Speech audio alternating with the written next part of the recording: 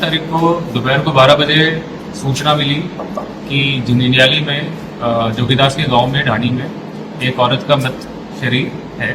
उनके जो पति हैं वो थाने में आए, उन्होंने ये हमें सूचना मिलते ही हमारा जो थाने का स्टाफ है और बाकी जो अधिकारी हैं तुरंत मौके पर पहुंचे। मौके पे डॉग स्क्वाड और एफएसएल को बुलाया गया। बाकी पूरे मौके को प्रिजर्व किया गया। इसमें ये देखते हुए कि मामला गंभीर है और ये ग्रामीण क्षेत्र है, तो हमने अलग अलग टीमों का गठन किया। इसमें करीब 100 लोगों और 5-6 थानों की पुलिस का बड़ा सक्रिय रोल रहा। एक टीम को ये कार्य दिया गया कि इस जो पीड़ित है इसके घर के आसपास जितने भी घर हैं उन सबको एक बार चेक किया जाए, उनमें कौन कौन रहता है उसकी लिस्टिंग की जाए। उसके अलावा दूसरी टीम को टास्क दिया गया कि आसपास की जो ढाणियाँ हैं उन सबके लोगों की लिस्टिंग की जाए, कौन गायब है, किसका मोबाइल स्विच ऑफ है, इसके एक्सरसाइज हमने चालू कर दी।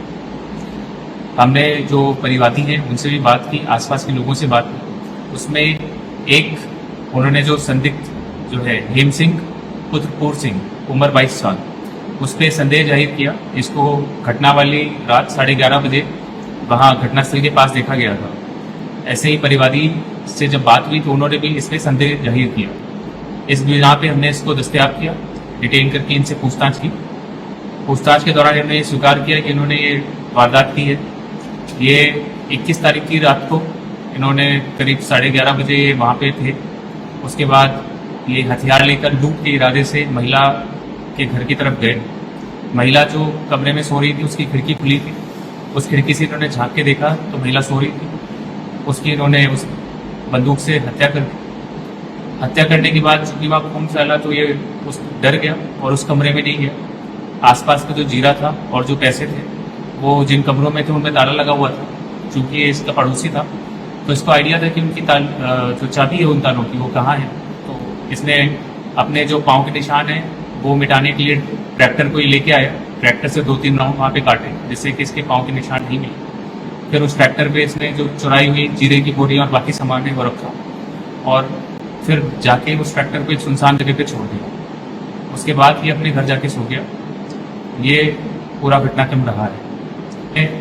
मैं विशेष रूप से ये उल्लेख करना चाहूँगा कि सारे जो भी 4-5 थाने हैं हमारे, एसएचओ कोतवाली से एसएचओ साहब राजेंद्र प्रसाद मीणा, मामराज, इन सब की बहुत अच्छी भूमिका रही।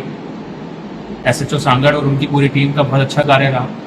एसएचओ न्याजलाल, उनकी टीम, एसएचओ झंझारपुर और उनकी टीम। इसके अलावा हमारी जो डीएसपी की टेक्निकल सेल है उसने भी काफ़ी इसमें काम किया। तो पुलिस के सामूहिक प्रयास से और समन्वय से हम इस घटना का खुलासा कर पाए। किस तरह देखिए, चूंकि ग्रामीण परिवेश है तो यहाँ पे ये क्लियर था हमें कि यहाँ पे बहुत ज़्यादा कैमराज मिलना पॉसिबल नहीं है। तो हमने जो मानवीय जितना भी क्षेत्र है उसको डिवाइड किया। सबसे पहला पार्ट हमने डिवाइड किया कि जो ये मृतक है इसके घर के आसपास जो जस्ट 10-12 घर हैं उनमें एक टीम को लगाया। उस टीम ने उनमें जो भी घर है एक एक घर जाके पूछताछ की, देखा कि कौन गायब है, क्या है। दूसरी टीम को हमने आसपास की ढाणियों में भेजा जिन्होंने ये देखा कि वहाँ पे कौन रहता है। चूँकि वहाँ मौके से ट्रैक्टर भी गायब था तो एक टीम ट्रैक्टर को ढूंढने के निकली जिसको वो एक सुनसान जगह पे मिला। जिस जगह पे ट्रैक्टर मिला उसके पास में जो ढाणी है, तीसरी टीम ने जाके वहाँ पूछताछ की। एक टीम जो है हमारी टेक्निकल टीम है वो पूरे जो एरिया है उसका जो भी तकनीकी साक्ष्य हैं उसको जुटाने में लग गई। एक जो हमारी टीम थी वो थाने में जितने भी संदिग्धों को हम लाए उससे पूछताछ में लगी रही। तो इस तरह 5-6 टीमों को लगा के मानवीय सूचना संदेह के आधार पे हम लेके आए और अभियुक्तों से फिर कड़ाई से पूछताछ करने के बाद इस मामले का खुलासा करवाया। चर्चा लूट की थी। ये हथियार लेके ही उस महिला के घर गया और इसको तय था कि उसको मार के लूट करनी है। इसने उसको बंदूक से मारा महिला को और उस बंदूक से मारने के बाद उसका चेहरा खून देख के डर गया तो ये उस कमरे में नहीं गया जिसमें वो महिला सो रही थी। बट जीरा जो कि है उसके बगल वाले कमरे में था और किचन में कुछ इसको पता था कि इनके पैसे और वो रखे हैं बैग में, तो ये उनको चुरा के। अभी तक जांच में जो हथियार है वो अवैध होना ही सामने आया है और उसके बारे में आगे टोपीदार बंदूक जो है वही, और उसके आगे भी इससे पूछताछ चल रही है कहाँ से क्या है। इनकी जाति जो है राजपूत है और इनका जो घर है ये मृतका के घर के जस्ट पीछे वाला खेत जो है वो इनका है। और चूंकि ये इनका पड़ोसी था तो इसको पता था कि ये महिला अभी 20 तारीख को ही वापस आई है अपने कानोड जहाँ पे इनका ससुराल है वहाँ से। तो 20 तारीख को ही वापस आई है। 21 तारीख को दोपहर को भी ये जो युवक है 3-4 बार उस खेत में संदिग्ध तरीके से घूमा है। इस महिला से 21 तारीख को इसकी बात भी हुई है। तो एक प्रारंभिक डाउट का कारण ये भी रहा कि ये 3-4 बार उस खेत में घूमा। रात को इसको 11:30 बजे के अराउंड वहाँ पे संदिग्ध देखा गया और बाद में फिर से पूछताछ में पूरी कहानी। सर ये कहाँ का निवासी एमसी? ये जोगीदास के गांव का ही निवासी है।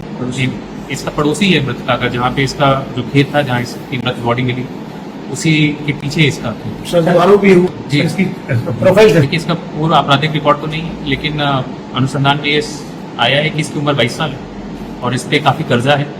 ये जीवन यापन के लिए दूसरों के खेतों में जाके कर्जे का काम करता था, लेकिन पिछले कुछ समय से इस पर काफ़ी आर्थिक कर्जा हो गया था। तो उस कर्जे को उतारने के लिए और जल्दी पैसा करने के लिए इसको पता था कि इस महिला के पास जो है जीरा भी है और पैसा भी है, तो इसलिए इस घटना को अंजाम दिया। पहला तो इसमें सबूत मिटाने के लिए जो इसके पाँव थे उसको कवर करने के लिए 3-4 बार ट्रैक्टर को उस जगह पे घुमाया जिससे कि इसके पाँव के निशान नहीं मिले। दूसरा, जब पुलिस वहाँ पे थी तो बाकी पड़ोसी वहाँ पे इकट्ठा हुए थे, उसमें ये भी वहाँ पे आया और ये भी वहाँ बैठा हुआ था जब हम आसपास मौका देख रहे थे, बात कर रहे थे। उसके बाद जब इस पे संदेह गया और लोगों ने संदेह जाहिर किया, उसके बाद हमने इसको ट्रीटिंग करके पूछा।